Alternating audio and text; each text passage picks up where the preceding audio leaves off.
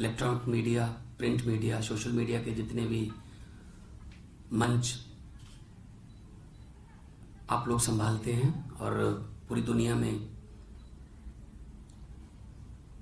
किसान आंदोलन जो कि आज एक देश का ही नहीं अंतर्राष्ट्रीय मुद्दा बन चुका है, जिसमें यूएनओ ने भी अब हस्तक्षेप किया है, वो भी आगे आए हैं समर्थन में।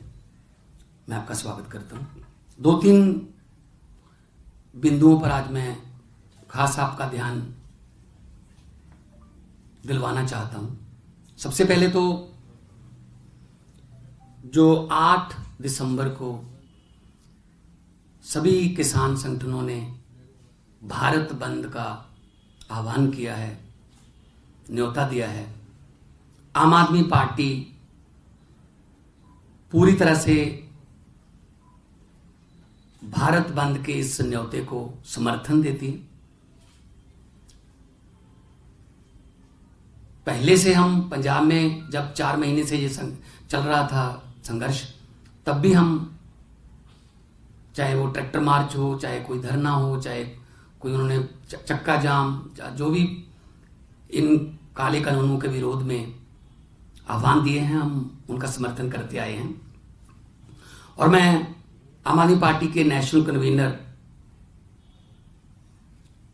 माननीय मुख्यमंत्री दिल्ली श्री अरविंद केजरीवाल की तरफ से भी देश की सभी राजनीतिक पार्टियों को और सभी वर्ग के लोगों को ये आह्वान करता हूं कि वो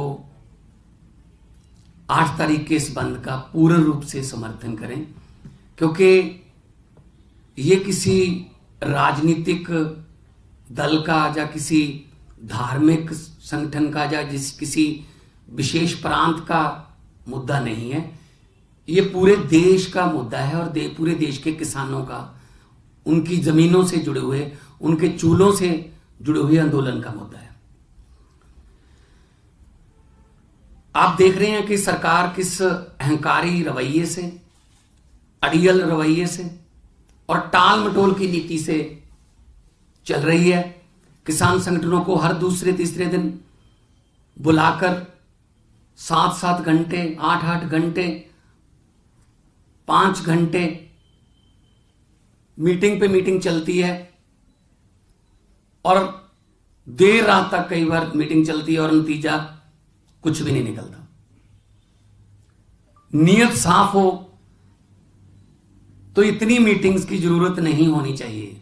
नियत साफ हो तो कुछ मिनटों में इस मसले का हल हो सकता है।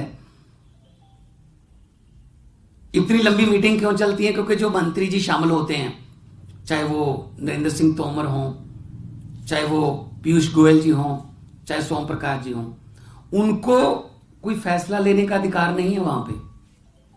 पहले वो 1 घंटा किसानों की बात सुनते हैं, फिर वो दूसरे कमरे में जाकर अपने आकाओं को फोन करते हैं, क्या हुक्म है मेरे आका। फिर उधर से बात होती है, फिर आके ये बात करते हैं, फिर किसान उसका जवाब देते हैं, फिर दूसरे कमरे में जाते हैं। अगर उनके पास फैसला लेने का कोई अधिकार नहीं है तो उनको क्यों भेजा जाता है? क्यों टाइम खराब कर रहे हैं किसान संगठनों के जो नेता वहां पे जाते हैं? सीधे क्यों नहीं आ जाते अमित शाह जी या मोदी जी? अगर उनसे बात ही उन्होंने उनसे पूछ कर करनी तो सीधे बात करें किसानों से। हां, मुझे इतना पता है, जिस दिन अमित शाह जी किसान संगठनों की वार्ता में शामिल हो गए, आप समझ लेना उस दिन इसका मतलब कुछ अनाउंसमेंट होगी, क्योंकि क्रेडिट लेने के लिए वो दोनों ही हैं और तो कोई नजर नहीं आता। तो ये टाल मटोल की नीति जो है वो छोड़नी चाहिए।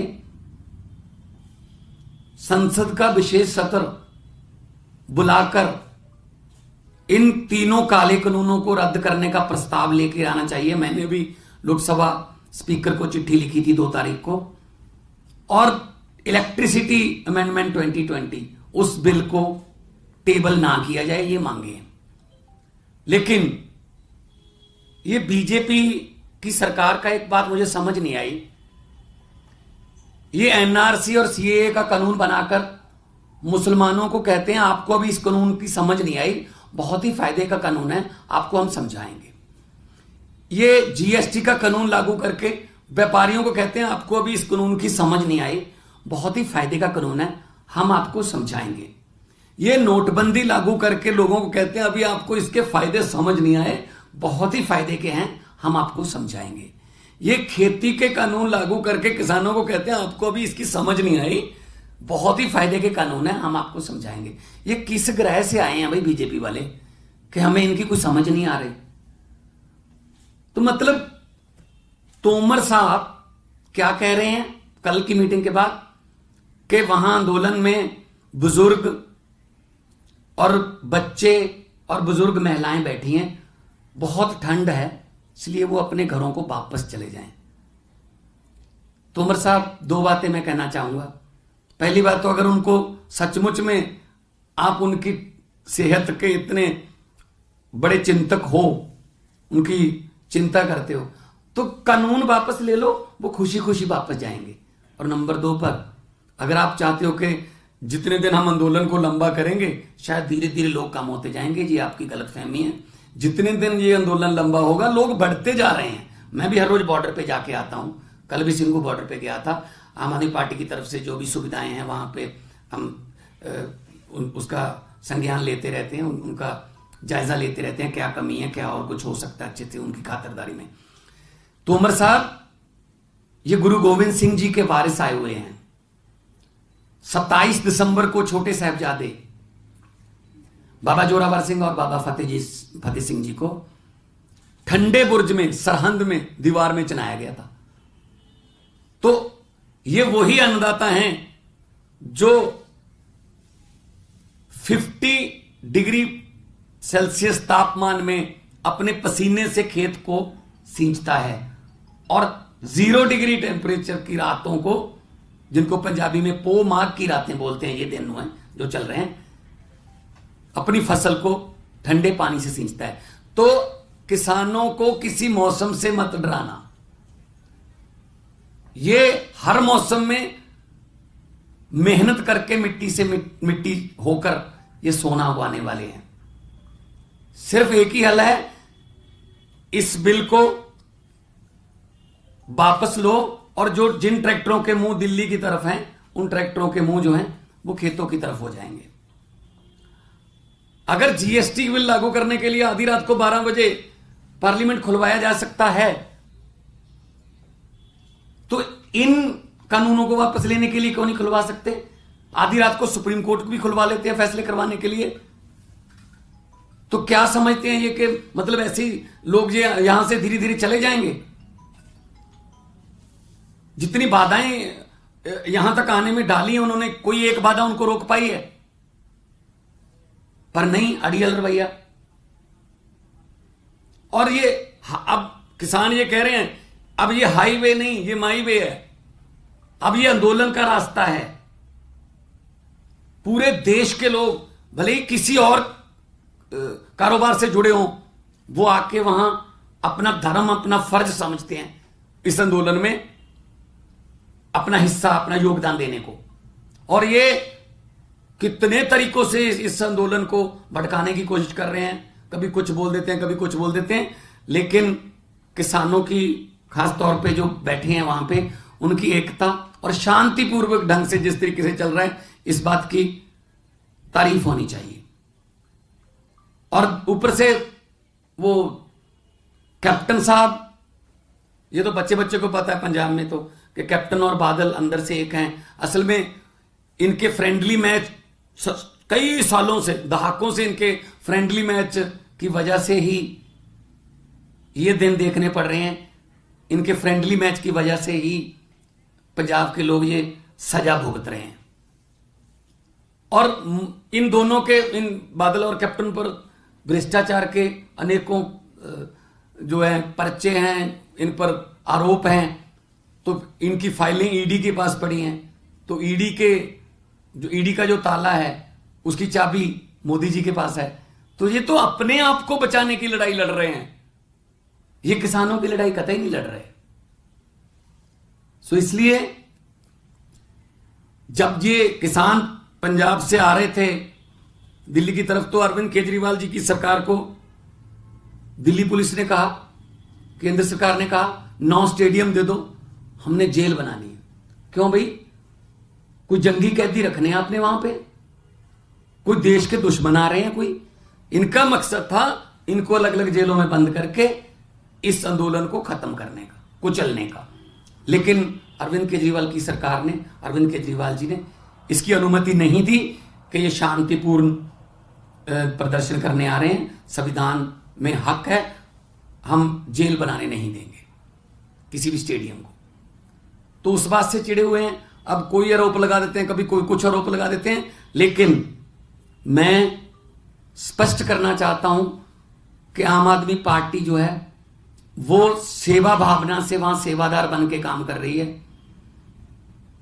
उनके लिए मेडिकल फैसिलिटी, उनके लिए एम्बुलेंसेस, मोबाइल डिस्पेंसरीज, पानी पीने का और कंबल, मैट्रेस, कुछ भी अगर उनको चाहिए है तो हमारी टीमें जो हैं वो बिना किसी आम आदमी पार्टी का झंडा लिए या कोई बैज लगा के या कोई टोपी पहन के, तो आम आदमी पार्टी के कार्यकर्ता, मंत्री, एमएलए सबको अरविंद केजरीवाल जी का एक ही निर्देश है कि हमने सेवा करनी है। और सेंटर सरकार से हम आग्रह करते हैं कि कृपया इन कानूनों को वापस लें और किसानों का सम्मान करें, उनके दर्द को समझें, उनकी भावनाओं की कदर करें। अब कैसी विडंबना है कि लोकसभा और राज्यसभा में यस और नो के ध्वनि मत से पास करवाए जबरदस्ती ये बिलों को रद्द करवाने के लिए अब किसान संगठन भी यस और नो का इस्तेमाल कर रहे हैं। कल भी उन्होंने कहा कानून वापस ले रहे हो, यस और नो। तो पहले आपको सब आपके कैमरों के जरिए पूरी दुनिया ने देखा कि किस तरीके से जो बिल पास करवाए गए, जो इस बिल के पक्ष में हां कहें, जो इस बिल के पक्ष में नहीं ना कहें, हां वालों की जीतू, यहां वालों की जीतू, ऐसे करें। तो अब रद्द करने के पक्ष में भी अब सरकार करिए हमें 4 दिन चाहिए सोचने के लिए। उस दिन विभाजन के लिए, वोटिंग के लिए, डिवीजन के लिए 40 मिनट भी नहीं दे दिए इन्होंने। तो ये तानाशाही रवैया ये लोगों के जोश को ठंडा नहीं कर पाएगा। हर उम्र का व्यक्ति, हर धंधे से जुड़ा व्यक्ति वहां है। किसी ने बादाम का लंगर लगाया, कोई उनको शैम्पू और टूथपेस्ट वगैरह बांट रहे हैं, कोई जो जिस तरीके से जिसका भी योगदान पड़ता है। ये जन आंदोलन है, ये लोक आंदोलन है। और लोग जब इकट्ठे हो जाते हैं तो बड़े बड़े तख्त हिल जाते हैं। मोदी जी को ये तानाशाही रवैया छोड़ना पड़ेगा और उनको किसानों की ये जायज मांगें जो हैं, वो जो पूंजीपतियों को उनकी जमीन और उनके खेती करने के अधिकार को पूंजीपतियों के हवाले करता है, उसको रद्द करना पड़ेगा। जितनी देर भी ये आंदोलन चलेगा, आम आदमी पार्टी सेवा भावना से, राजनीति से ऊपर उठकर उनके साथ खड़ी है और खड़ी रहेगी। और जो व्यक्ति ये सोच रहा हो, अगर कोई पार्टी कि शायद हमें कोई इससे राजसी या पॉलिटिकल कोई माइलेज मिल जाएगी, तो ये बहुत गलतफहमी में है, क्योंकि ये लोगों का आंदोलन है और लोग ही इसमें जीतेंगे और लोगों को ही जीतना चाहिए। जी, कोई सवाल? सर, मेरा कहना है कि जो केंद्र सरकार जो है तारीख पे तारीख दे रही है, इस पे इनको कोई रणनीति है? आपका जो आह्वान था किसान आंदोलन का कि 8 तारीख को ऑल ओवर इंडिया बंद रहे जी, ये इस तारीख को 7 तारीख भी बोल सकते थे कि 9 तारीख को मीटिंग करेंगे। बिल्कुल। इसके पीछे रणनीति क्या है? या कुछ तोड़ना चाह रहे हैं? शायद। हाँ, बिल्कुल सही है सवाल है आपका कि पहली बात तो कोई मुहूर्त तो नहीं निकलवाया ना 9 तारीख को। पहले, इससे पहले जो 3 तारीख को कह रहे थे, ठीक है ना, कल से पहले 3 तारीख थी। लेकिन अगर नीयत साफ होती कि इन बिलों को वापस ही लेना है, एक तरफ तो 3 तारीख को बुलवावा आया है, दूसरी तरफ जो 3 तारीख से पहले वाला संडे है, मन की बात में प्रधानमंत्री जी बिलों की तारीफ कर रहे हैं, बुला भी रहे हैं बात करने के लिए और तारीफ भी कर रहे हैं, समझाएंगे, आपकी आशंकाएं दूर करेंगे। किसान समझ चुके हैं। अभी आशंका जो है वो बीजेपी की गवर्नमेंट को है। किसान तो समझ के उनको समझा भी चुके हैं, ये क्लॉज है। अब ये भी कह रहे हैं कि अमेंडमेंट करने के लिए तैयार हैं। इतनी अमेंडमेंट, इसका मतलब ये तो मान गए ना कि इसमें इतनी कमियां हैं, अमेंडमेंट के लिए माने। पहले तो ये बात ही नहीं करते थे किसी लेवल पे, नहीं नहीं नहीं बहुत अच्छा कानून है, समझा देंगे।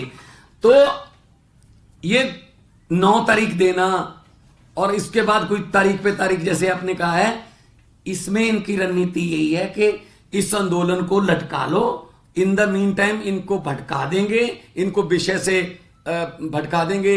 ये तो गुंडागर्दी वो करने आए हैं, ये तो एंटी नेशनलिस्ट हैं, ये तो वो हैं वो हैं। ये वो लोग हैं सर वहां जो आए हुए हैं, जो पक्षियों के लिए भी, जनौर बोलते हैं पंजाबी में, पक्षियों के लिए भी अपने खेत में दाना छोड़ते हैं कि जो इनको रिज़्क दिया है भगवान ने वो यहीं लिखा है। तो उनको आप एंटी नेशनल बोल रहे हो। और जितने भी फौज के जवान हैं ज्यादातर वो भी किसान के बेटे हैं, वो दुश्मन की सरहद पर बैठे हैं। उनके माता पिता इस उम्र में 70 साल की उम्र है, 80 साल की उम्र में वो दिल्ली के बॉर्डर पर बैठे हैं। मतलब जय जवान और जय किसान के नारे का जो तहस नहस इस गवर्नमेंट ने किया है वो पहले कभी नहीं देखा गया था। तो ये टालने की रणनीति है। इनको ये लगता है कि जितना हम लटकाएंगे उतना धीरे धीरे लोग जो है ऊब कर कि यार अब तो लंबा हो गया संघर्ष, पता नहीं क्या बनेगा, शायद कम हो जाएंगे। लेकिन आप वहां जाकर देखो, आपके बहुत से नामनिगार वहां बैठे हैं, हर रोज ट्रॉलीज आ रही हैं, हर रोज बढ़ रही है गिनती। गुजरात से भी आ गए, उत्तराखंड से भी आ गए, इधर गाजीपुर वाला बॉर्डर भी फुल हो गया, नोएडा वाला बॉर्डर भी फुल हो गया, दिल्ली आगरा बॉर्डर भी भर गया। तो ये अब एक प्रदेश के, जहां एक पहले ये कह रहे थे पंजाब के किसानों की दिक्कत है, हरियाणा के किसानों की, असल में आजादी के संघर्ष में भी पंजाब ने लीड किया था, लेकिन आजादी पूरे देश को मिली थी। इसमें भी इन कानूनों को वापस करवाने के लिए पंजाब और हरियाणा लीड कर रहे हैं। इन कानूनों से, काले कानूनों से आजादी पूरे देश को मिलेगी।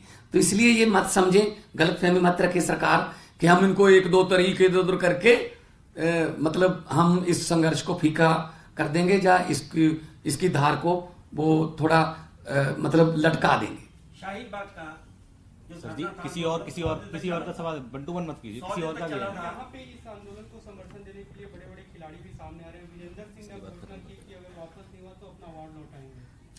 देखिए, जो खिलाड़ी हैं उन्होंने अपने टैलेंट के बल पर ये अवार्ड जीते हैं।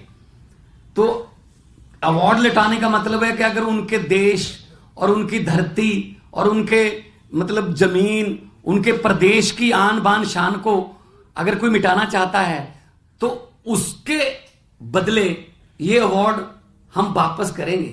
हमें अपनी मिट्टी से प्यार है, ना कि किसी अवार्ड से। सो अवार्ड वापस करना खास तौर पे खिलाड़ियों का या नॉन पॉलिटिकल लोगों का ये अच्छा संकेत है। इससे पहले भी जब पत्रकारों पर हमले होते थे तो बहुत से बुद्धिजीवियों ने, बहुत से राइटरों ने, लेखकों ने अपने अवार्ड वापस किए थे।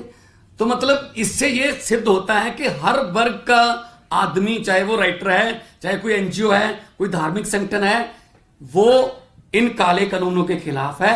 और जो मोदी गवर्नमेंट है, अब यूएनओ ने भी अब तो कल जो है ये वक्तव्य दिया है कि शांतिपूर्ण जो जहां भी दुनिया में शांतिपूर्ण जो आंदोलन है उनके लिए स्वीकृति देनी चाहिए।